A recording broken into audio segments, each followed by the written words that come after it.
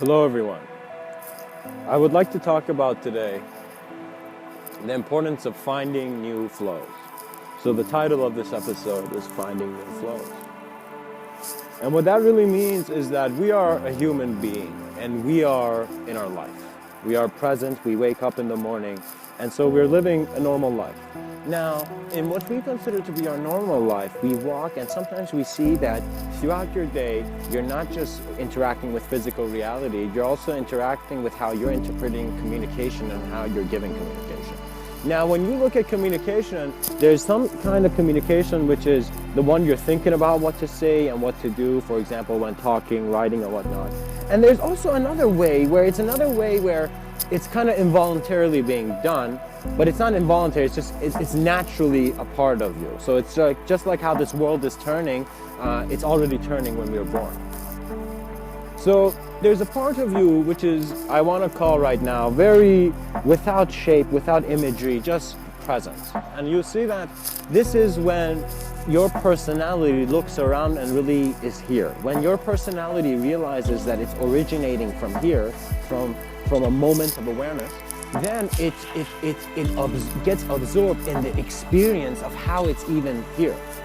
So when you as consciousness begin looking, it's as if you're shaking the mirror. And when you shake the mirror or when you polish the mirror, you begin to see the clarity of your reflection. So the first phase of the mystic's longing is that his longing begins to take him to where his reality begins to change. So if you're that person who finds yourself constantly traveling and trying to find the meaning of a new experience, appreciate the fact that you're doing the work of the new. And the work of the new is not being done by many who are caught in the past. And what that really means is that your life has a flow. And that's just simply how you're present now. And when you engage with life, the spectrums are increasing and changing in quality because your concentration is different. So when I, for example, write, it's a total different activity than perhaps when I'm running. And so the way my consciousness is aware of itself is different. But this is not just saying that it's an idea relationship, because when you become aware of that presence, you see nature speaks beyond terminology.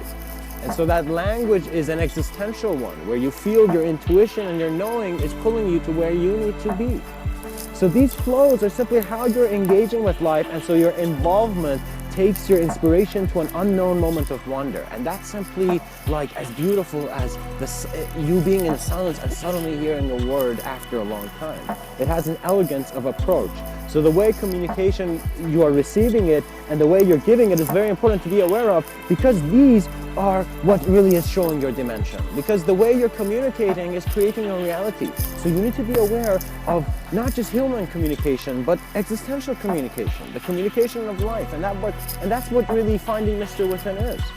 So when you understand this view, and when you in a sense look at yourself in ways you've never before, you cannot be limited to the same limitations, because your awareness has increased. So you cannot be limited to the limitations of your 5-year-old self when you're, for example, grown up, because you have a greater understanding of how you also exist in many other realities. And so the ability of you being observant of reality is one where you either make it an infinite spectrum or get rid of the spectrum and observe your hollowness and emptiness. Because clarity does not play around with words. Clarity is when the book is finished and the book is done, put away, and the man is sitting there and basking in that aura of knowledge, and he's just feeling, okay, there was no need to create a doubtful reality to say this knowledge is not real. So you will see that all those things you're imagining, the only way we just call them imagination or it's unreal is because we are acknowledging only this reality. We are creating our own spectrums of comparison and then wondering why our worlds are limited, or why our practice cannot be more than it is. You get caught in existential problems when you are seeing a problem. So you need to first be observant. Why am I having problems in my life? And why am I at first receiving problems? So before thinking of doing things, just be aware of how you're receiving life, how you're receiving the communication of life, which is your moment of existence. And so this moment of existence will flow. You will see that the flow in your ideas suggests how fast or how flowing your day moves. So what that means is that there are times where I am still and I am in thought and I'm just this regular guy going, and I have certain desires, and these are all normal things. These come and go. But I notice that there are also states throughout the day. For example, when I do these talks or when I do something with a concentration of an existential intention. So it's like I'm paying attention to how life is being expressed in that moment. And when I do, you dissolve, you go into this flow where not just your ideas are whirling around you, similar to how galaxies become aware of themselves, but you are taken to realms of understanding where you have no understanding. You're just an observance. And so do not ask the light in the mirror to explain or be shaped, even though it gives everything shape. You will recognize that simple metaphors are the most complex because you are the one who's able to observe the complexity. And so when man takes off his hat, he feels the wind of a new era. He feels as if there is a realization that is moving around in people, and this realization cannot be kept. So right now, many people are worried, I gotta go change the world, and stuck in a state of still having the problem there. When you create a great enemy, then you better have the responsibility of being a great hero. But when you understand that your enemy is just as you, alive, it is just life, you no longer get bothered by people's programming. So in other words, the way people talk to you, you're no longer taking it in this personal space within you where you are thinking that you are not who you are. Your knowing can choose to look through form, but you don't need those glasses to be honest. And why have that weight on your face, which then leads to a mask which you need to take off? Because the ego was simply our attention to that there is such a shape.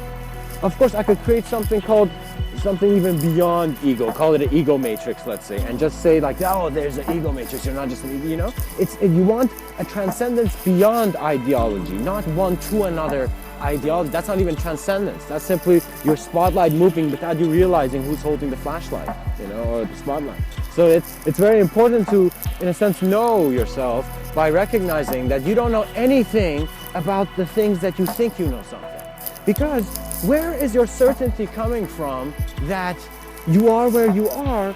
And it has to be more than ideology, because you are aware of ideology. And so in a moment, perhaps, man has looked at himself through an existential mirror to recognize that all imagery is coming from within him. And perhaps it is then where Mr. Within would smile with the certainty he always had, because you will recognize reality is playful. And in its playfulness, you get an ability to confront multidimensionality. So if there was an eye in the sky to observe humanity and seeing how each human is operating and how much they're living, it is their playfulness, or the one who is constantly in a playful state, wondrous state, that is constantly accelerating through life, because in a wondrous state and playful state, you're more aware to the flows of your visions. And sometimes we get ideas that are instantaneous, that their speed is beyond speed. In other words, even though we're in a cause and effect reality, but in an instant we're aware.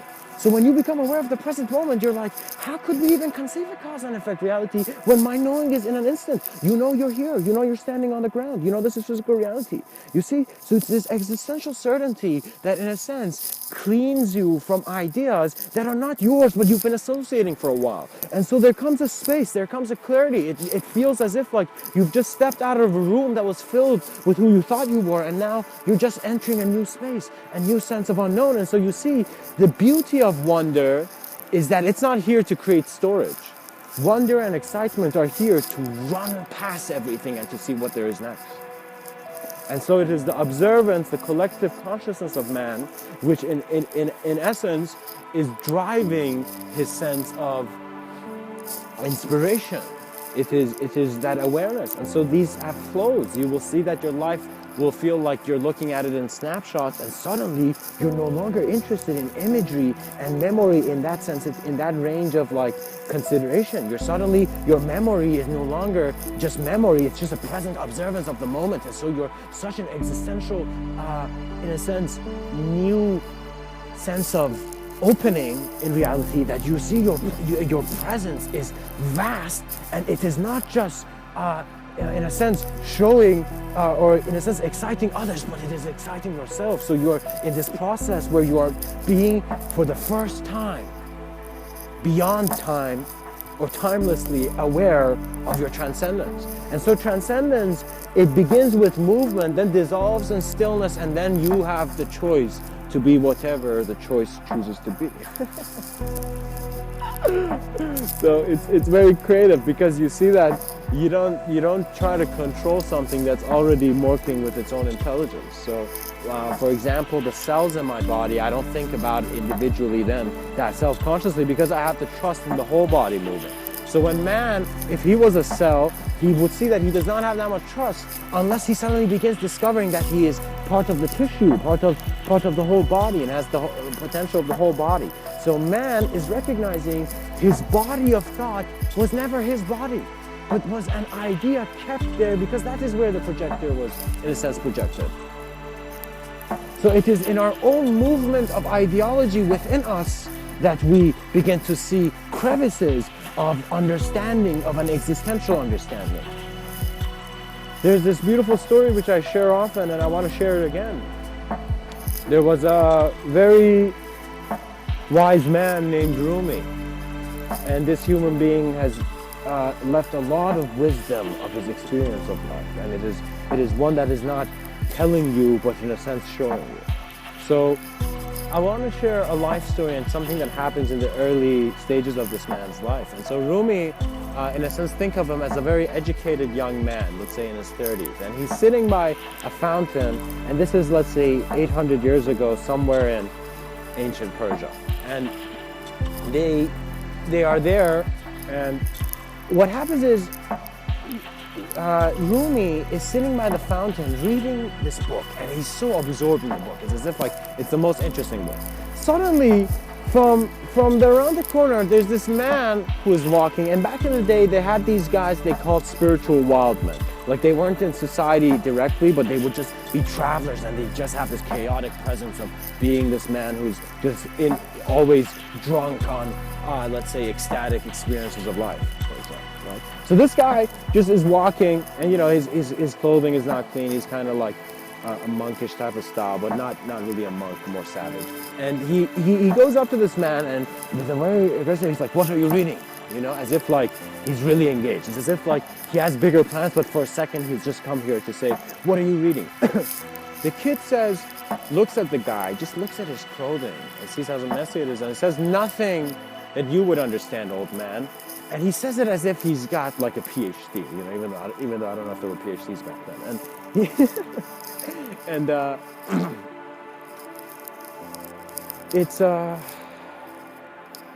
he says, "Nothing you would understand, old man," and he looks away. And the old guy, the wild man, which his name is Shams, his actual name is Shams, he takes his book and throws it in the water. And when he does, Rumi gets mad and just jumps up as if like a child who's scared of just what just happened, right? And he jumps up and says, "Why did you do that? Why did you throw that book?" That book was the newest sciences of our time, right? And that's the main point of it. That the book he was reading was of the newest sciences of the time. And so they didn't have copy machines back then, printers, so it was written in ink, and he's just seeing all this knowledge dissolve into just nature, right? And at that point he's seeing it, he's very sad, and then when he asks Shams, "Why you did this?" Shams looks at him as if he's untouched by emotion, as if he's beyond emotion, and he just takes the book out, and the book is completely dry, and says that knowledge that can be wiped with water is no knowledge at all. And he suddenly leaves, and he gives the book completely dry. And so for the first time, this man in this normal life suddenly realizes greater flows of intelligence and multidimensional, let's say, reality. There's more to our reality, and if we do not explore it, then of course we're going to think this is it, because we haven't explored it. If I'm in my house and I want to I have a to-do list to go shop, You know, if I don't leave my house, of course it's never going to happen, regardless how much inspiration or motivation someone gives me. I have to go do it. And so that means stepping beyond your reality by being completely comfortable in confronting and acknowledging your whole spectrum. So think of the greatest idea that is you, and also think of the worst idea that is you, and have the ability to confront both with a very compassionate and existential awareness and self-awareness of the moment. And you will see that you will find that knowledge that is beyond words, but it is one that is driven by your trust in life and your intuition, and in a sense, how you're engaging the next moment and how much you're choosing to get involved. Because many bodies are forgetting that they have the responsibility to move when they know they can. So if you have an ambition, if you have an inspiration, if you're sitting, if your attention is not on that, you're not watering your ambition.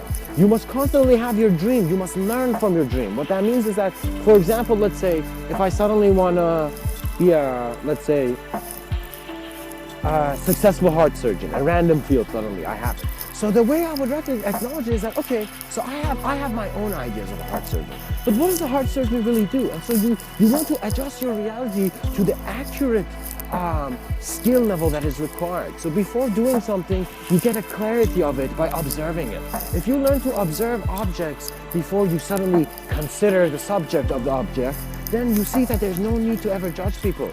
An angry person, a person who does not have reason and is acting irrationally in a very mad and confused manner, is someone who's just, if that person had just tuned his sensitivity and had just walked a bit slower, he would see that the reaction never had to be like that.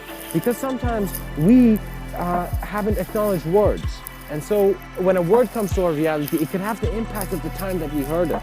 So for example, if you've never heard apple and I tell you, apple, you know, like something very intense, right? So when you hear an apple, you might just, next time you hear an apple, it could be like, you know, just a very pleasant, let's say, senior citizen just telling you, you know, here, have an apple, lad, or something, right? And you just shocked, you'd be like, oh, you know, you'd have that intensity because the mind records all that it is. It always has. And it is up to you to become very clear and utilize the moment as your clearest platform of knowing. The moment is beyond ideology because that is where your ideology is coming to find itself beyond what it thinks about. So the thinker dissolves in a sense.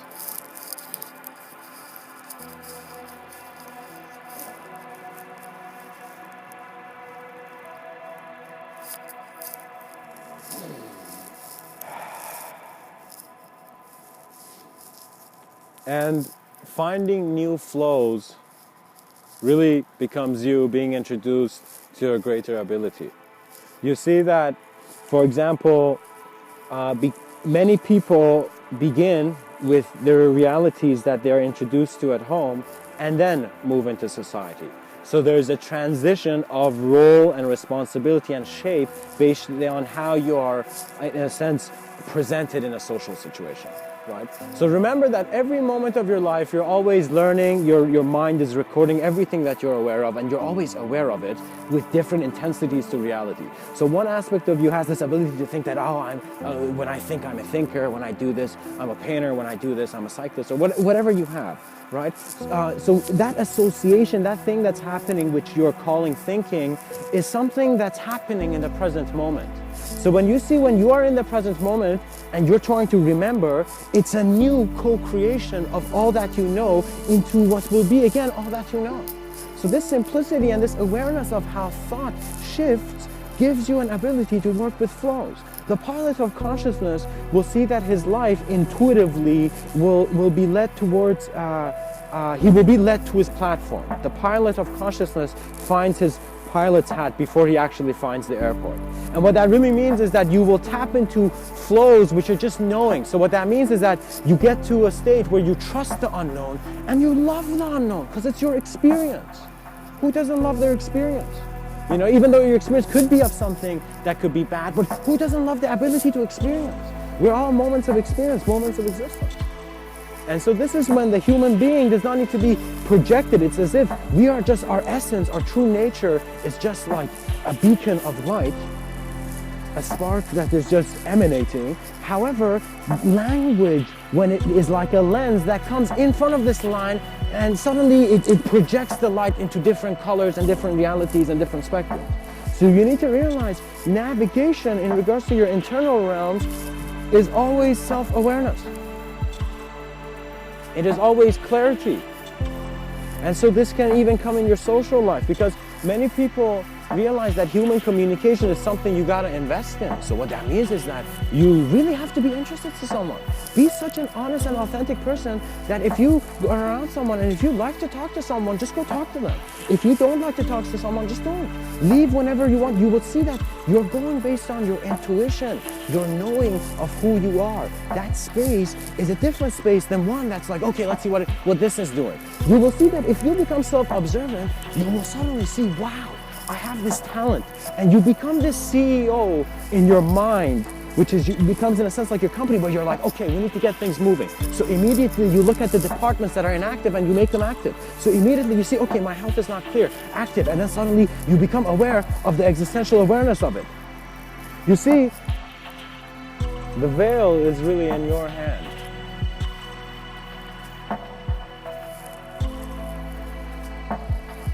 And how you, in a sense, move into your sense of silence and stillness suggests your last remembrance of the ideology that you were engaged in. So, cause and effect is one dimension of the existential observance and sight, existential vision, and the other is a very internal, multidimensional entrance into your own greater knowing. Because I do not want to use too many words when the words should not be coming from the known, but from the unknown. So you will see that when you become that mystic who is wondering where the unknown leads, experientially you're wondering. So you're no longer just interested in, let's say, substances to change your consciousness or practices. You just want to know. It's like you want to really know who you are to such a degree that it's like you want to say, I should be able to know myself beyond the practice, right? But you suddenly see that when that longing comes, it is only from a very great appreciation, deep appreciation of the vision of an idea that you begin then having an appreciation of the practice of that idea. So interest drives direction until you're no longer interested.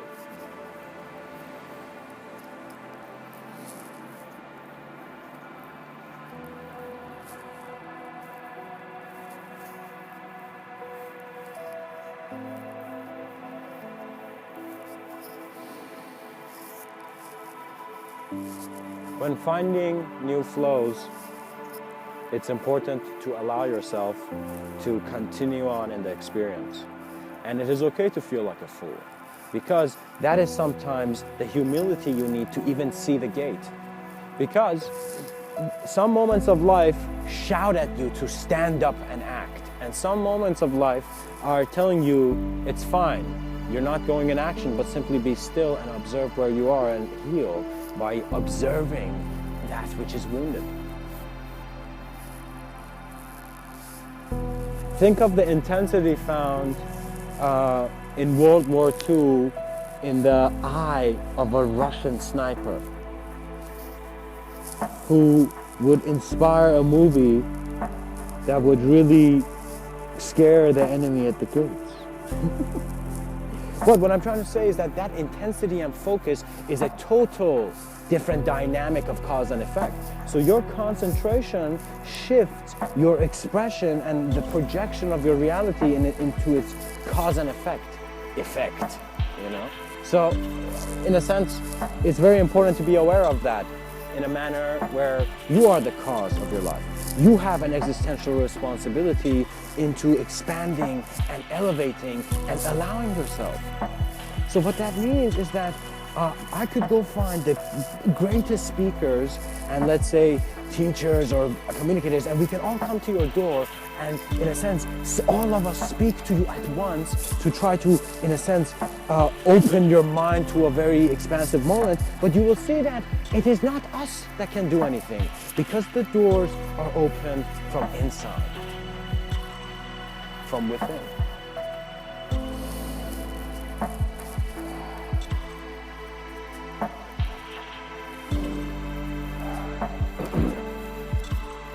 I would like to share a quote from Rumi, the man who I spoke about earlier.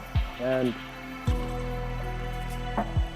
his quote says, and really think about what was going on in the mind of this human being. Like, you put yourself in the eyes. You're this guy who's in life, you don't have internet, there's only a few books around, and you're just trying to understand the meaning of everything. I have lived on the lip of insanity, wanting to know reasons, knocking on a door, it opens.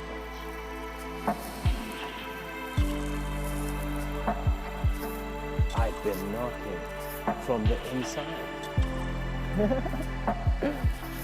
My friends, what this man is communicating is that he has sought his whole life to try to know reason, to try to see what's the reason, the cause of everything. He's lived on the edge and on the lip of insanity, in a sense that he wants to say he's going insane. He's taking himself and accelerating himself to the peak of his reality. So in other words, where is this all going after you've looked at everything? And he says suddenly, in a moment, as Mr.Within is interpreting now, it opens. And what opens is that awareness that I've been knocking from the inside. You've been knocking from the inside, meaning that this whole time you thought you had to go do some external thing to, in a sense, cultivate a sense of peace and alignment and mindfulness and greater knowing and understanding. However, it is all in your existential allowance. It is you recognizing that the door is opens from the inside. You are knocking from the inside of your reality. So you do not change the projection by moving your hand in front of the light. You'll only see shadows and you'll feel weird. And you probably ruin the movie for others. So in a sense, become aware of your projection of reality. Become aware of the origin of your awareness. Become aware of the Big Bang, not in some notebook, but immediately in your experience. Become that spark that originated all form and in a sense, in an instant knew that it was never there. And so by knowing who you are, the pilot of consciousness is always flying beyond.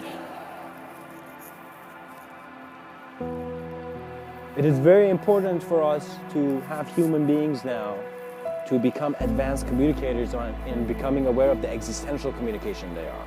There's one level of communication, that's the words you say, and there's another where you're tapping into your own way of being intuitive and knowing and figuring things out. So what that means is that forget the Native American style approach. Our minds have now developed to a realm of agitation where our evolution is just shouting out, now control this chaos. And so we are putting a new sense of order by realizing that the chaos is our greater teacher. And so if we are always aware of chaos, you will see a part of you is always walking in a very simple order. And knowing that madness begins where it ends. True madness. It does not have shape because it has taken the story and chaotically torn it apart. But torn it apart not externally, but internally by knowing that it was never there. And so you will see the instance in your knowing will shift all that you know. And very gracefully, you will find new flows. You always have been in certain flows. So your guidance, your performance, that moment where everything seems completely smooth. You look at the clock, could numbers be more aligned, and you just simply realize that, oh no, it's not something external, it's not supposed to be another being or some other thing, even though that imagery has its own significance too, but you see that it's your moment. You are experiencing your moment, and your moment is absorbing into a greater sense of its own intelligence. So your individuality is in a sense melting into the collectivity that it always was. It is very interesting that I would like to, in a sense, communicate that the way man should acknowledge reality is that, for example, if you held a Rubik's Cube, you would see that without the knowing of the algorithms, you can try to figure it out, but it will require how much you bring from your past. But to figure things out in the present moment is one where the knowing of the algorithm is innately present. So we are calling that, let's say, natural knowing, and so you must simply allow your hands to do it because you know it already.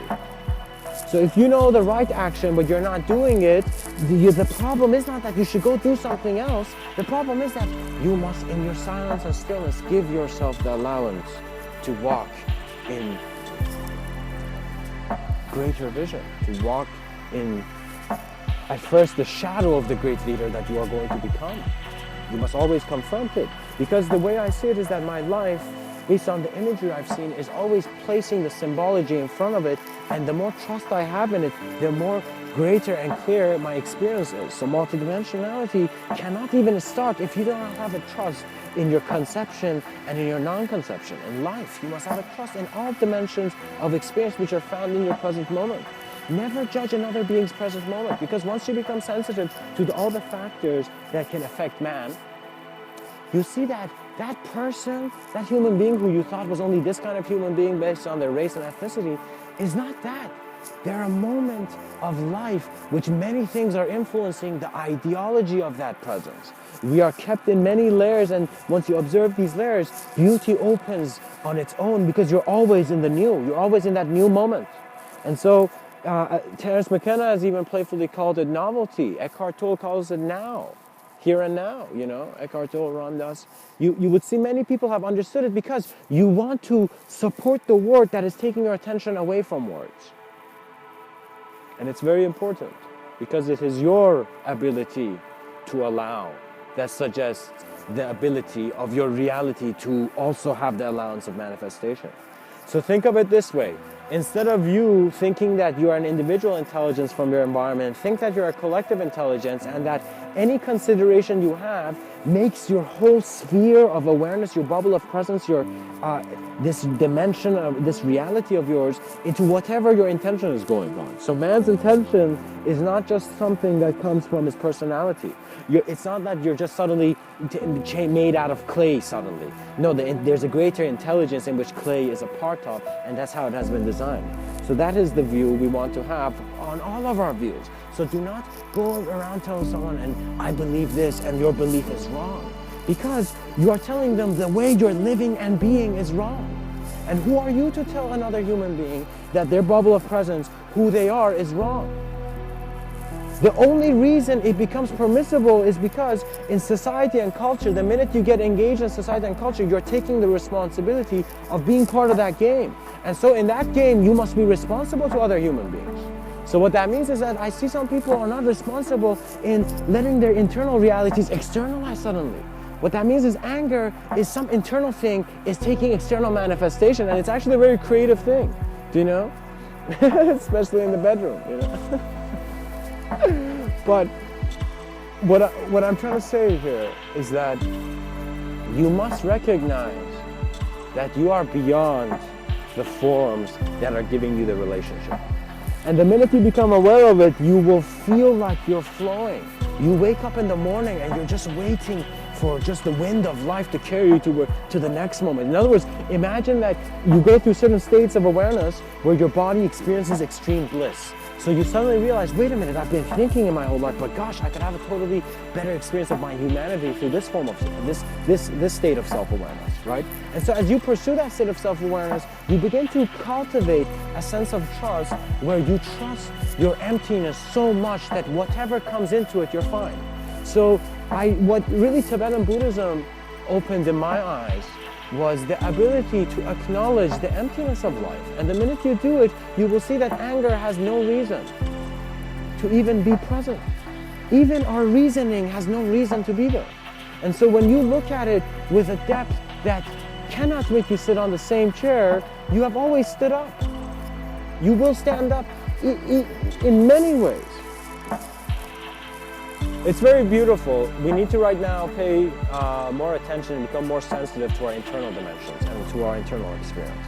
And by doing so, we will, in a sense, cultivate a greater understanding of the physical plane. So you need to realize that your unknown is constantly rebuilding your known, reclarifying it. And that is your movement in this life. So appreciate the fact that you're alive in this way and realize that you do not, as an idea, as a temporal idea and a temporal being, begin judging your form.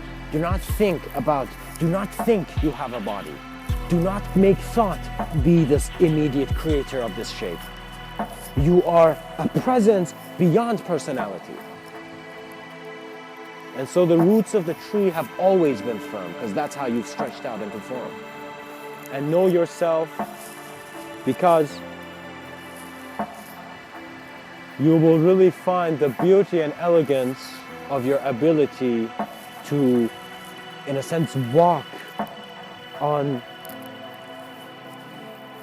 subtler dimensions and, in a sense, go through and navigate through multidimensionality as simply as a man who walked on water and when he came back said, "Know thyself."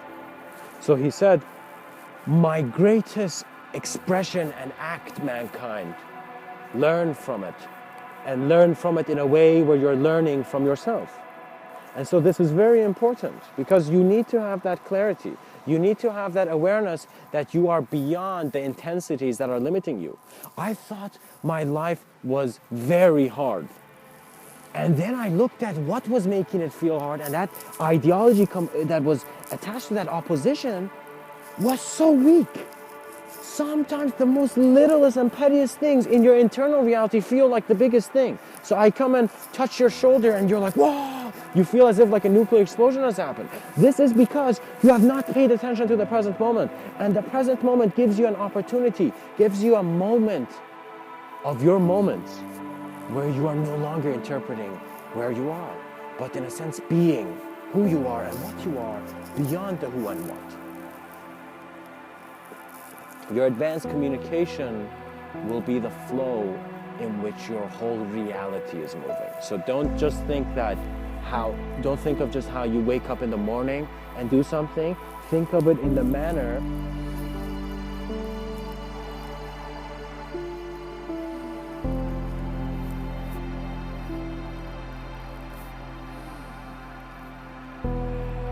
that your whole reality, the minute you're aware of it, is moving and beginning and going to the peak of your transcendence. So you will see that, you know, those people you perhaps saw, this is my interpretation and my views, of course, Mr.Within's views on this concept, but there have been people who would go into the Himalayas and they would go into a lot of intense meditation. I want to say, as someone in the city, I understand that in some way, because I realize that reality agitates how you're acknowledging form. Because there is your attention on one aspect of reality, which is like the physical plane, then the physical plane, because your attention is on it so much, is in a sense, you're trying to from that station go to that station. It's very hard from the human station to go to a non-human station.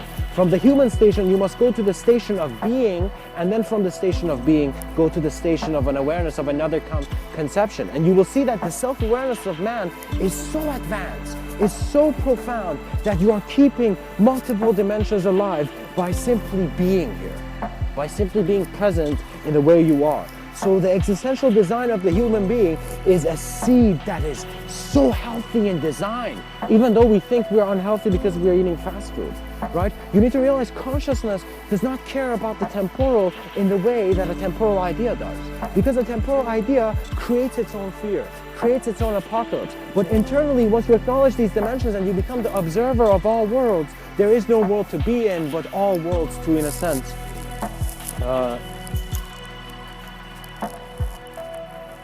to be open, I want to say. So you will see that you get a simultaneous sense of acknowledging many realities, and you have.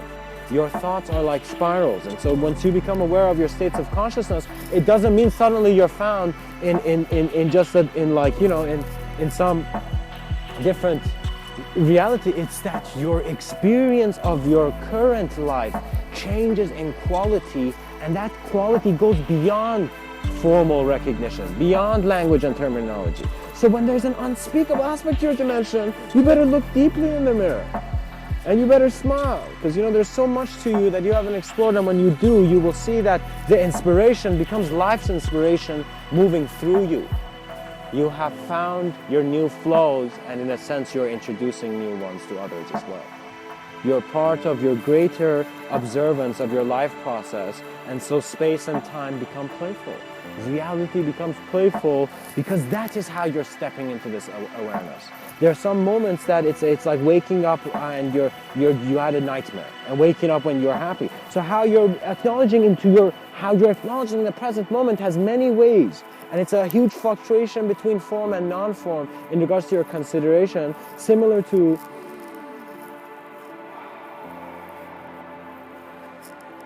the movement of a sine wave or the golden ratio. You will see that there's a constant flux, but the whole line is one. So in other words, the moment of acknowledgement, in other words, what I'm saying is that you will see that your intuitive abilities will amplify once your experience of space and time has sincerely and authentically, through your self-awareness and self-remembrance, transitioned into just a simple present moment with such unknown potential that the minute it looks, all form is formed, all reality comes into place. And so you will really understand the value of your feelings in how much they are maintaining your energies. Do not think of energy as like the food you eat. Think of energy as your inspiration, the peak of your experience, something that is giving you such love to just go and explore this dimension and realize what realm you're present in. You're stuck in video games when you have such a powerful internal experience if you become aware. And at first it begins in the search. Trust me, any idea that you approach and you're a novice in, you're new to, there is illusion. We're always stepping from one range of illusion to another, but if you are looking at the staircase and not looking at what's up, you will see that you're missing the value. Life will become hard because you have not accelerated it. You have not allowed acceleration, and now you must. So right now, within your present moment, allow yourself and know that you have always allowed. Because existential allowance instantly must be given. It's that gift you can give everyone. That's Mr. Within's greatest gift. You are a profound moment of existential allowance. Be observant of your realm and, in a sense, work beyond reality. And then you will know thyself and know that, similar to how an artist with a calligrapher with intense focus begins drawing his lines in the empty page, similarly you will see that you will get the knowing of the fingers and the mind of the writer rather than the pen. And so the pen will always feel like an object unless in its inspiration sees that it is an instrument that is aware through a greater knowing. So in a sense, it's as if man was never there and the gods were dreaming.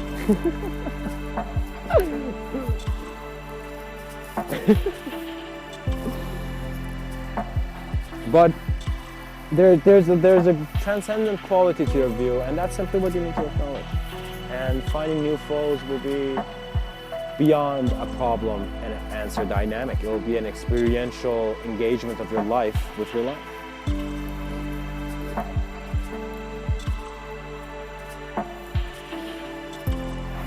Much blessings and namaste.